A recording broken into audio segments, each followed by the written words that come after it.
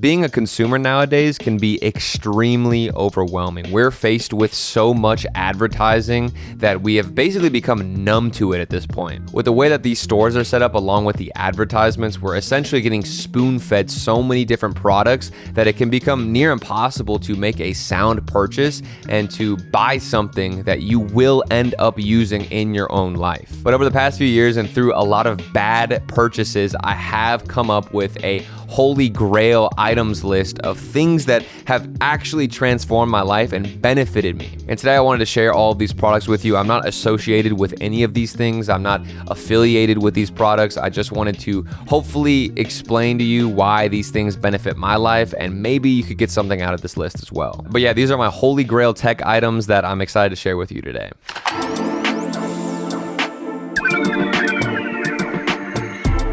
Okay, so up first, we've got the Nokia 2780, but honestly, this item could be replaced with just any Dumbphone device in general. Dumbphones have been extremely trendy lately, and they've been a hot market for a lot of people who want to distance themselves from social media and distracting apps on their smartphone. I was in middle school whenever social media apps first hit, and Instagram and Twitter and all these things started to consume a lot of my time, especially once I got a smartphone when I was in I think I was in 7th grade when I got my first smartphone, or like an iPhone. So at that point in my life, things drastically changed for me. And a dumb phone, whether it's this Nokia or just any crappy flip phone, can be a great way of counteracting these bad habits. The Nokia 2780 is one of the most popular dumb phones nowadays because it's not too expensive. It comes in at around $80, and it works with pretty much any carrier if you're living in the US. It's not the greatest phone. It's kind of cheaply built.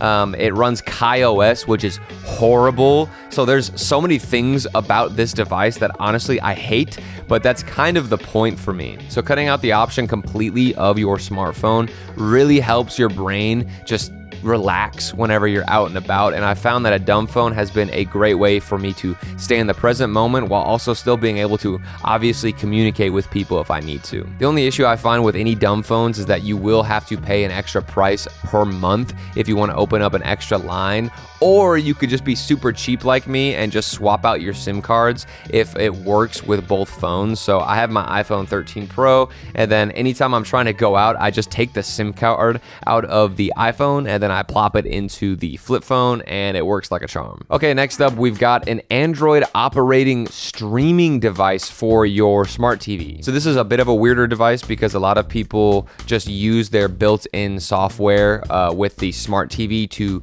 access their apps and to stream their media. But the reason why this device is so great is because you actually get to customize and change a lot of what you're looking at when it comes to the media you consume and how you access it. If you look at any smart TV nowadays, you'll notice that there is just so much bloatware, and it is horrible to deal with. The experience of getting to your apps nowadays on a smart TV absolutely sucks because you are just dealing with like 40 different ads and content that's trying to get shoved down your throat before you can even access what you want to watch. And so what the streaming box actually does is it gives you the option to customize that because it's running Google TV. So you can change the home launcher, and you can also remap a lot of the buttons to the default remote that comes with your streaming box. So now with this streaming box, what I did is I changed the home launcher to be something called, I think it's Project Ivy. And then I also remapped all of the buttons on my main smart TV remote to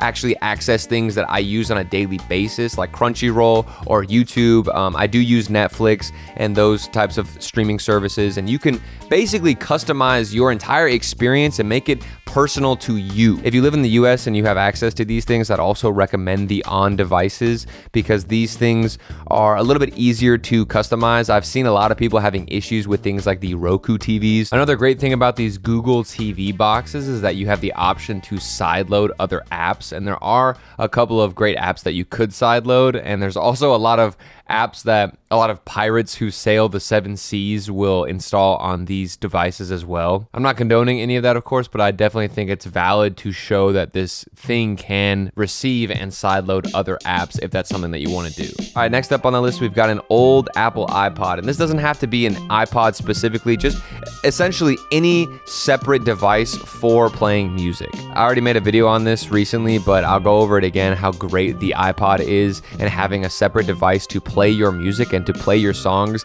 has been an awesome experience, and it's reconnected me with so much of the music that I do listen to. Nowadays, if you're on Spotify or any streaming services, they're essentially going to recommend you your music taste. They're going to tell you what songs that you think that you should listen to. They're going to shove different videos down your throat. They're going to shove playlists down your throat. It's going to be a radio that you should listen to. All of this stuff essentially just to defer you and distract you from the actual songs that you do want to listen to. And the idea of a personalized and personal, I guess, music catalog that you keep for yourself is starting to fade away, and it kind of sucks. But an iPod or an MP3 player or something separate gives you that catalog back. And yes, going through the process of putting songs on these devices can be a little bit tedious, but I found that it's actually a very therapeutic process, and it makes me connect more with the music that I'm listening to because I went through the effort to actually put those songs on the device, and therefore I want to listen to the music way more. I bought the iPod Classic for around 60 bucks. I think they go for 80 bucks now. These things are getting more and more popular, so I don't want to be the guy who's trying to pressure you to buy anything, but if this sounds interesting, I would purchase one now before it gets a little bit too pricey. Or you could just get a cheaper one on Amazon. You don't have to get an Apple iPod. There's a lot of cheap, great ones and great options online that you could find, but if you're gonna get something, just make sure that it can play and hold as many songs as you want to, and I would double check with the quality and all that stuff. But for the most part, if you do purchase a separate music player, I think it'll benefit you a lot if you're a fan of music and you want to reconnect with the songs that you're actually listening to. All right, now for one of my favorite items on the list, and it's not really a productivity machine or something that benefited me monetarily. It's just something that I think is really fun and really cool, and it's a retro handheld. So these things are emulation machines, and they let you basically play and run through so many older catalogs for video games. And 2024 just ended, which was one of the best years for these handhelds because the market and the competition has been increasingly rising as of late, and that means that the devices are getting better and better, and they're targeting even more of your nostalgia. This one right here is the Retroid Pocket 5, and honestly, this one is totally overkill. The only reason why I bought this one is because I'm a big fan of these machines and these devices, so I really wanted to purchase one of the nicer end ones. This is kind of like, I guess it's more of a mid-tier device when it comes to retro handhelds and emulation, but there's way cheaper options out there if you're not trying to emulate the most, advanced systems. The Retroid Pocket 5 that I have right here runs and emulates GameCube and PS2 flawlessly, and some newer consoles, but if you want something that'll just emulate, Game Boy Advance or Game Boy Color or PSP games or PS1 games, there's a lot of options out there that are way cheaper. I would recommend the Anbernic SP as a good starting point that has a great form factor and it's not too expensive. I think I saw a listing for like 50 bucks, and this thing lets you just play a bunch of different old systems, and it's so fun to have around. I feel like it's so nice to buy something nowadays that you enjoy and you have fun with, and I feel like these retro handhelds for the right person could be a fantastic purchase that you get a lot of use out of and a lot of happiness out of. All right, moving on down the list, we've got the Sony CyberShot W830, and this is a digicam from 2014 that I've been using to replace my smartphone for taking photos. It sounds like a dumb concept because the photos and the quality of this camera aren't even as nice as the newer smartphones that are coming out, but it's kind of similar perspectives and similar thinking as, say, the iPod. Just having a separate device to take photos with has absolutely changed the way that I take photos, and it has completely boosted the amount of photos that I do actually take. I noticed that I never take photos of any memories when I'm out and about, and I'm not really inclined to pull out my smartphone because there's so much other stuff associated with my smartphone. There's other distractions whenever I pull it out of my pocket, so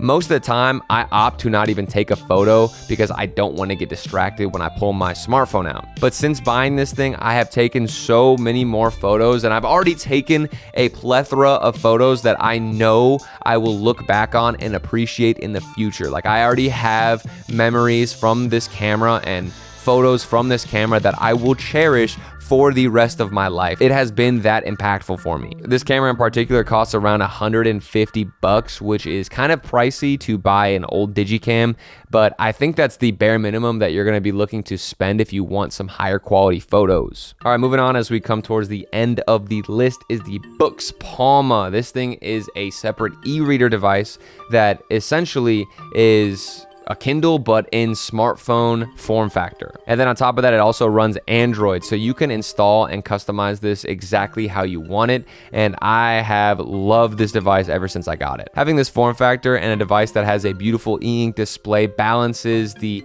tactile feel that I was missing with books when I had a Kindle, but also combining it with, modern technology and letting me have so many different books that I want all in one device. I find that the Kindles are a little bit too big and too clunky, and they're also not satisfying to use, but this device is the perfect size. It fits in your hand amazing, and then on top of that, you've got extremely responsive and tactile feeling buttons on the side, so whenever you do decide to change pages, it feels so satisfying to use. And that type of feeling and dopamine that I get from this device has actually encouraged me to read even more, and that's why I love this thing, and I've actually been a huge fan ever since I got it. It is a little bit expensive. I think they retail for around like $250 to $300, which is kind of insane. They have a lot of cheaper options out there. If you just want like a smaller e-reader, they have a lot more options out there. I'm not necessarily saying you have to buy this one. I think this one is the more higher end model and something that does feel pretty great. It's a little bit fragile feeling. I have a full video actually